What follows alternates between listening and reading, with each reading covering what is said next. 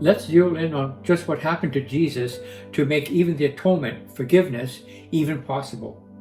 In the Old Testament, it clearly states why we have blood, as I see it.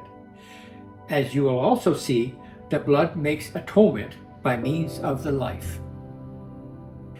And the supporting verse, Leviticus 17:10-11, if any one of the house of Israel or the strangers who sojourn among them eats any blood, I will set my face against that person who eats the blood and will cut him off from his people.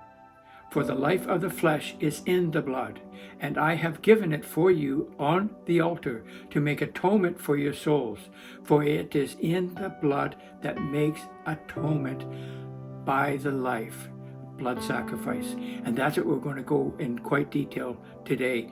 And it really fits into the blood sacrifice of Jesus on the cross in the New Testament. On the day of the festival of the unleavened bread, it's really interesting because now they're talking about blood sacrifice. And Jesus says to go get a lamb, and we're going to slaughter that and have that for the Passover. And again, there's that theme right from the Old Testament, right up to the lamb at the Passover, that they would sacrifice. And so it's really clear about blood sacrifice and Jesus being the ultimate lamb. Every time you hear about that, it's pointing to Jesus, pointing to Jesus. Some things in the Bible, the theologians want to know, what is that pointing to? And what is this pointing to? Well, when you're reading the Passover, when you're reading that whole part about when Jesus went to Jerusalem to die on the cross, it all points to him. And then it's like a bullseye. Now this points to him.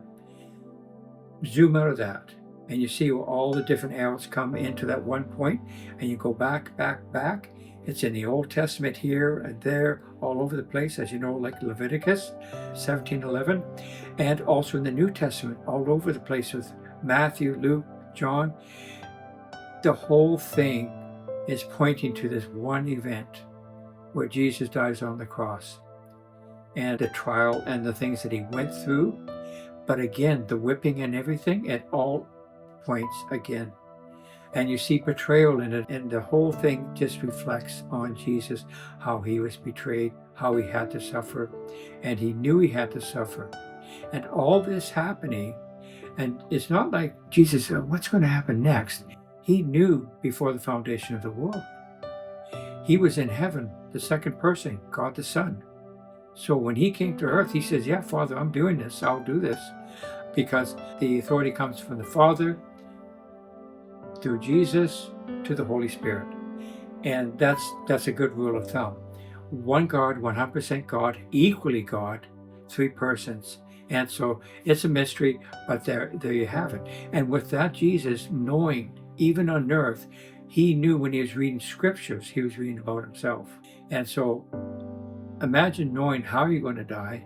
Imagine to know the details of it. He got a pretty good idea. I mean, he just has to read Isaiah 53, and then he's going to know that, wow, this is serious suffering. It's all about him dying on the cross. All these symbols, it's amazing.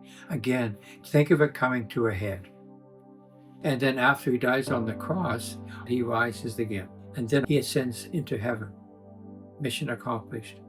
And then before he leaves, he gives the Great Commission to the apostles. For all authority in heaven and earth has been given to me. Therefore go and make disciples of all nations, baptizing them in the name of the Father and of the Son and of the Holy Spirit, and teaching them to obey everything I have commanded you. And surely I am with you always to the very end of the age.